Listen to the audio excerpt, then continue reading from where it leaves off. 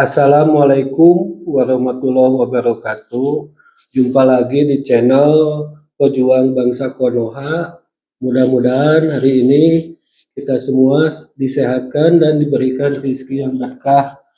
Amin ya rabbal alamin.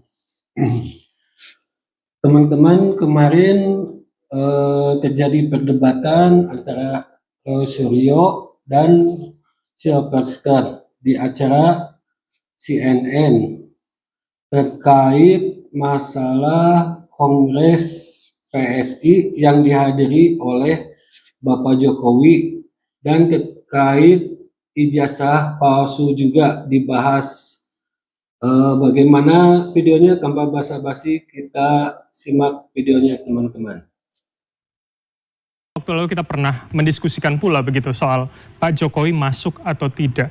Jadi relawan ini kali ini rela atau tidak begitu dengan kondisi hari ini, ada agenda besar, Pak Jokowi perlu nggak sih masuk partai? Ya, dari awal kan saya bilang kelihatannya Pak Jokowi nggak masuk partai atau menjadi ketua umum partai ya waktu itu ya. Saya berbeda dengan Bang Ade Armando. Iya waktu itu. Ya kan? Dan terbukti sampai hari ini Pak Jokowi itu tidak masuk partai manapun. Dan sebenarnya Pak Jokowi, kalau kata orang-orang menyaksikan kan, Pak Jokowi harus punya partai, nanti ditinggal orang-orang. Pak Jokowi udah selesai, jadi Pak Jokowi nggak butuh partai, partai yang butuh Pak Jokowi. Oke, jadi artinya Pak Jokowi nggak butuh PSI, PSI yang butuh? Ya, pastinya begitu, karena saya sendiri berbicara dari, bahkan saya berbicara dengan ini ya, pimpinan tertinggi PSI dan juga yang apa? Siapa bang namanya bang? Tanya. Pimpinan tertingginya, Mas Kaisang? Pokoknya ada lah. Ya. Jadi intinya saya bertemu mereka, mereka bahkan minta saya dan teman-teman relawan untuk memujuk Pak Jokowi masuk PSI. Tapi kan kita bilang tadi kan bahwa itu kan dari Pak Jokowi sendiri. Tapi kan kalau kita melihat bahwa saya mengatakan bahwa Pak Jokowi ini sudah selesai sebagai sudah mencapai tahapan tertinggi dari seorang politisi. Paripurna begitu ya? Ya, jadi intinya dan kita melihat bahwa Pak Jokowi ini lebih baik di atas semua partai. Gitu. Oke. Tapi nantinya kalau Pak cukup di PSI itu ada Mas Kaisang kan. Nah, yang sekarang ini membutuhkan partai sebenarnya Mas Gibran gitu loh. Jadi kembali tuduhan bahwa Pak Jokowi ini mengintervensi partai, dari dulu mau ambil alih partai itu kan nggak terbukti. Bahkan mau masuk partai sampai saat ini enggak gitu loh. Bahkan mungkin saya dari sedikit orang yang ketika berdiskusi kalau Pak Jokowi tanya, ya beliau nanya saya jawab dong. Ya kan saya mengatakan bahwa Bapak nggak perlu berpartai gitu loh. Tapi Bapak akan mewarnai semua partai gitu.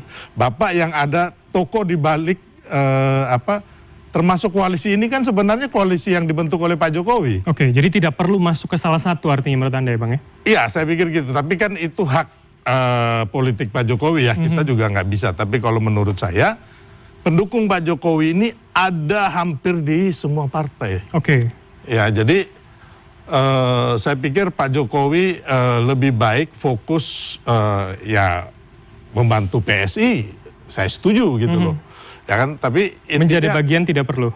Iya, kan banyak hal yang bisa untuk mendongkrak PSI ini kan. Yang saya lihat kan kalau menurut saya PSI ini akan besar apabila kadernya bekerja keras. Kalau menurut saya, menurut hemat saya ya. Nah, yang lebih baik adalah membantu agar Prabowo Gibran ini sukses hingga 2029. Tanpa PSI pun sebenarnya tidak masalah menurut Anda? Mensukseskan Prabowo Gibran hingga 2029. Tapi kan PSI kan salah satu bagian dari pendukung Prabowo Gibran. Jadi ini simultan gitu loh. Kita pun teman-teman relawan juga kemarin ya Bapak minta mendukung ya kita juga mendukung. Walaupun atau bagaimana sebenarnya relawan ketika Pak Jokowi secara tegas mengatakan ada agenda besar ini Bang? Oh yang itu pastilah. Intinya gini kan dari awal bahkan mungkin saya yang mengatakan bahwa ada agenda besar ya kan. Yang mana isu-isu dari Matahari Kembar, isu Indonesia Gelap, ya kan, termasuk isu ijazah palsu, isu pemaksulan ini memang tujuannya akhirnya adalah sebenarnya bukan Pak Jokowi. Pak Jokowi udah purna gitu loh, ya kan. Intinya bahwa mereka tidak mau Prabowo Gibran ini sukses. Atau Prabowo Gibran ini putus di tengah jalan. Atau agenda lagi mereka ingin agar Prabowo Gibran hancur di tengah jalan atau menjelang 2029 diganti oleh anaknya, diganti oleh orang-orang mereka. Artinya diganti dua-duanya atau salah satu aja? Ya? Artinya diganti kalau Anda katakan itu dua-duanya atau salah satu aja? Ya agenda besarnya Pak Prabowo lah. Kan hanya menurut mengganti Wapres apa gunanya gitu loh. Oke. Nggak ada guna sama sekali buat bangsa kita. Nggak ada gunanya. Jadi menurut Anda dua-duanya Pak Prabowo target utamanya menurut Anda? Target utamanya gitu loh. Ini kan dalam rangka mengadu domba kami pendukung Prabowo Gibran. Gitu loh. Jadi kami ini kayak relawan ya kan. Ya saya mau kasih tahu bahwa relawan Jokowi itu tidak pernah dibentuk seperti hanya skocinya Demokrat. Ya, ini saya mau kasih tahu dulu. Kami bergabung untuk mendukung orang baik dan benar Pak Jokowi ini. Kalau Demokrat dulu mereka membentuk skoci-skoci itu. Baik. Tapi ini saya mau menjawab tuduhan dulu gitu loh. Ya kan? Bahwa sekarang ini kami ini adalah relawan Prabowo Gibran. Gitu loh. Yang tetap ada Pak Jokowinya gitu. Relawan Prabowo Gibran. Nah, makanya namanya merah putih ya? Ya, jadi intinya makanya ketika sebenarnya kami ini mau fokus mendukung agar waktu itu kami ini kan yang berkampanye juga. Supaya apa? Supaya janji-janji kampanye Prabowo Gibran ini buat rakyat ini terjawab gitu loh. Ya kan? Tapi karena ada isu ijazah palsu, isu pemakzulan, ya kami semua harus turun gunung. Ya kan kami nggak mau bangsa kita diadu domba, negara ini hancur gara-gara isu-isu yang menurut kami ini nol besar, bohong besar, nggak didasari oleh fakta-fakta dan data-data hukumnya, konstitusi kita. Makanya kami akan melawan terus ini, nggak mungkin mundur. Tahan, nanti saya akan tanya perlawanannya akan seperti apa, Mas Roy. Jadi dianggap agenda besar, nol besar, bohong besar, ada agenda. Begitu Sylvester bilang bohong besar langsung ke Mas Roy. Loh kan Mas Roy ada di soal ijazah palsu, kemudian pemakzulan, Mas Roy juga ada di forum itu. Gimana Mas Roy? Yang pertama saya jangan suruh jawab yang soal apa namanya tadi skoci-skoci ya. Meskipun saya dulu bagian dari Partai Demokrat ya, tetapi saya tidak akan mengkhianati partai saya. Saya bukan pengkhianat yang keluar dari partai terus jelek-jelekan partai. Itu bukan tipe saya. Saya tetap menghormati Partai Demokrat, tapi izin biar nanti teman-teman Demokrat yang akan jawab. Yang kedua, kalau soal bohong besar itu lucu.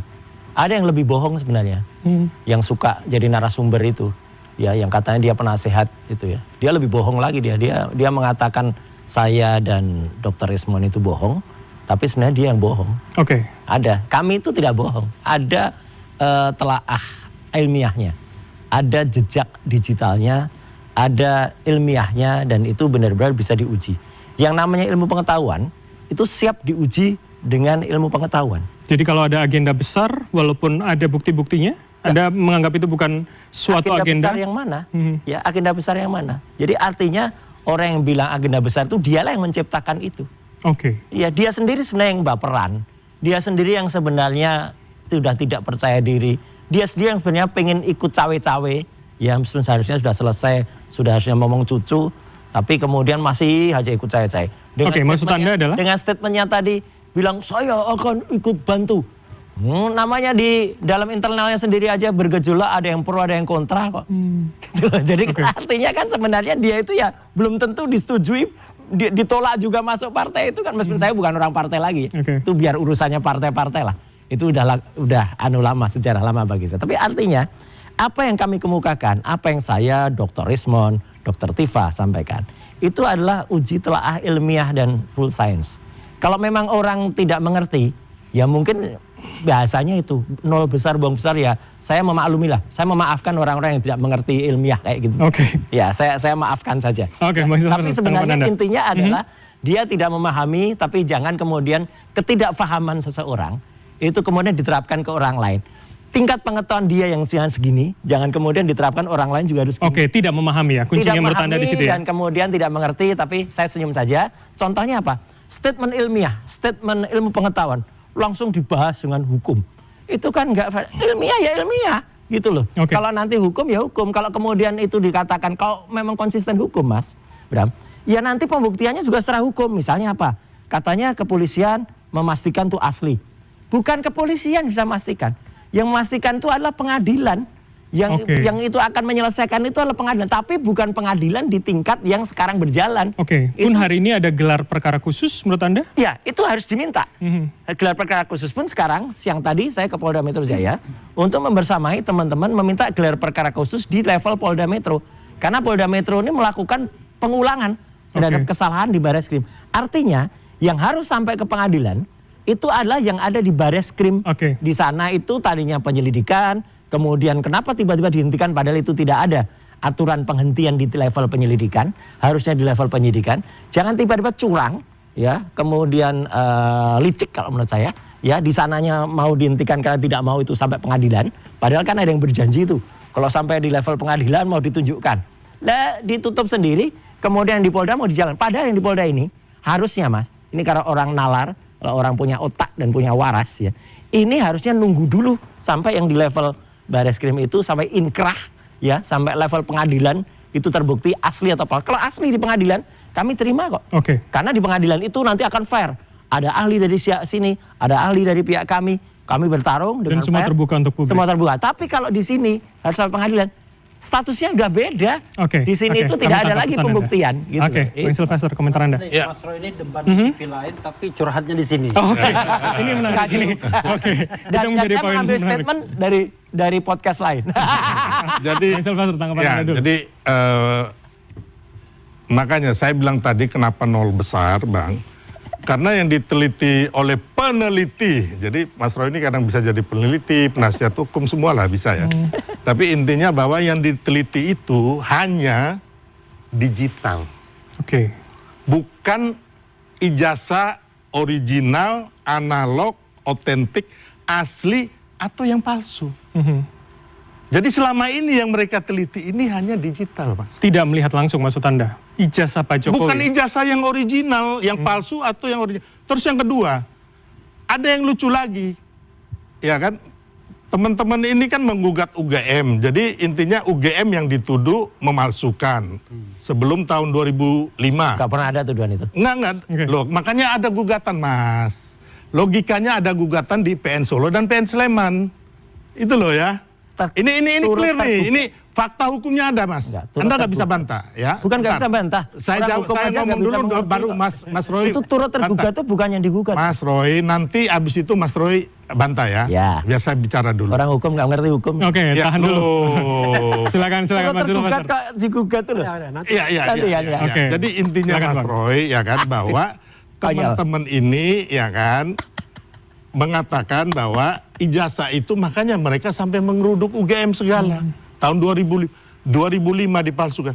Tiba-tiba lagi muncul Bitor, ijazah ini dipalsukan di Pasar Pramuka tahun 2012. Bukan hanya ijazah, mungkin akte kelahiran, segala macam kecuali SKCK ya, untuk Pilgub Jakarta 2012. Nah, ini kan hal-hal yang menurut saya nggak masuk logika dan nalar, ya kan?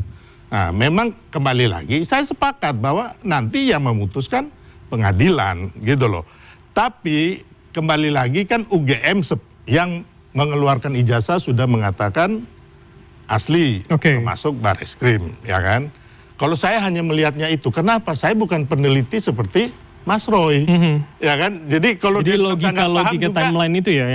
Ini logika anak kecil aja gitu loh, ya kan? Jadi ya kalau menurut saya, makanya sampai saat ini Mas Roy, Anda, grup Anda siapapun mau bilang apa? Menurut saya fakta-fakta, data-data, kami orang hukum mengatakan nol besar. Nggak bisa maju. Kami tangkap pesanan. Nggak akan bisa maju. Termasuk pengadilan itu sudah berapa kali itu NO, ya kan?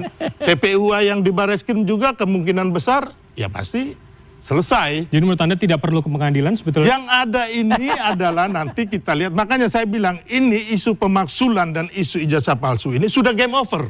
Kalau menurut saya.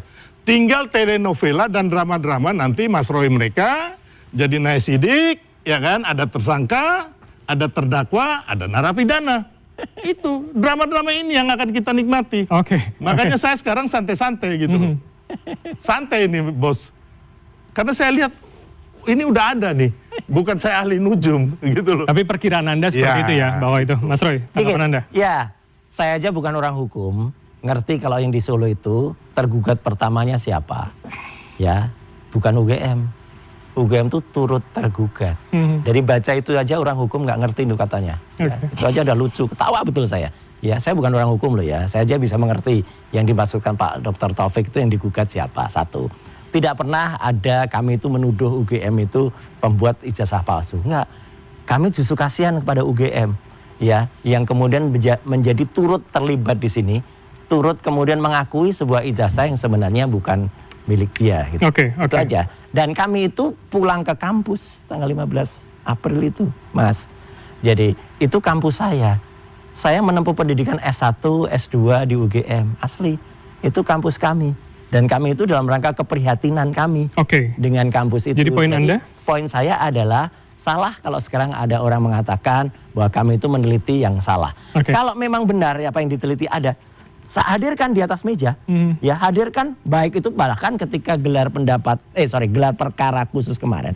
Kalau itu ada ijazah aslinya, hadirkan, gitu loh. Begitu dihadirkan, kami pun siap dengan pembanding ijazah juga, ya pada di tahun yang sama, keluaran yang sama, fakultas yang sama, angkatan yang sama, atau tahunnya keluarnya yang sama. Dan itu akan nampak nanti perbedaannya, ya bahwa yang di sini ada embossnya, ada watermarknya, ada yang ada di sini tidak.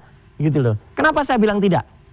Karena apa yang tampil selama ini tidak. Dan kalau boleh saya sebut, kenapa saya sebut kader PSI juga? Karena ada orang dari kader PSI namanya Dian Sandi, itu yang mengupload itu sebelum ini nggak pernah ada di antara kami itu yang berani menganalisis itu karena tidak ada yang memastikan itu asli. Seorang kader PSI namanya Dian Sandi pada tanggal 1 April memastikan ini ijazah asli. Nah, padahal itu kalau kita lihat, nah ini beda ini. Jadi rujukan Anda salah satunya adalah postingan itu ya? Betul. Jadi postingan itulah yang membuat kami mengatakan tidak asli. Kalau memang ada yang asli analognya, keluarkan. Kalau sampai sekarang analog nggak pernah keluarkan, ya itulah yang nol besar. Jadi gini, Anda nggak bisa unggahan saudara Sandi itu menjadi patokan, Mas. Anda nggak bisa berkelit dari hukum ini. Nggak. Ijazah asli itu sudah diselidiki oleh Bareskrim. Bukan Anda. Anda juga nggak punya legal standing. Ada. Nggak ada. Ada. Sebagai apa legal standing Anda? Nggak ada, Mas Roy. Kami minta kampus UGM. Kita mau lihat aja, TPU aja legal standingnya itu tanda tanya. Gitu loh, makanya kandas. Apalagi Anda nggak punya legal standing sama sekali. Anda juga nggak bisa meneliti itu secara hukum. Gitu loh. Anda bukan peneliti yang salah besar. Orang ada undang-undang kayak gini nih. Loh apa? Udah berkali-kali ijazah palsu ini ditolak, Mas Roy. Dengar dulu. Ngerti nggak undang-undang Anda ini masuk penjara. Udahlah, mau ngomong Anda bisa nggak ngerti hukum. Tahan dulu, tahan. Saya kasih waktu Bang Refli. Ampun, Anda ini. Tahan dulu, Pak. Bang Refli, silakan. Ngaco ini orang ngaco. Nah, itu videonya. Bagaimana menurut teman-teman? Silakan pendapat kalian ditulis di kolom komentar. Jangan lupa juga di subscribe dan di like. Assalamualaikum warahmatullahi wabarakatuh.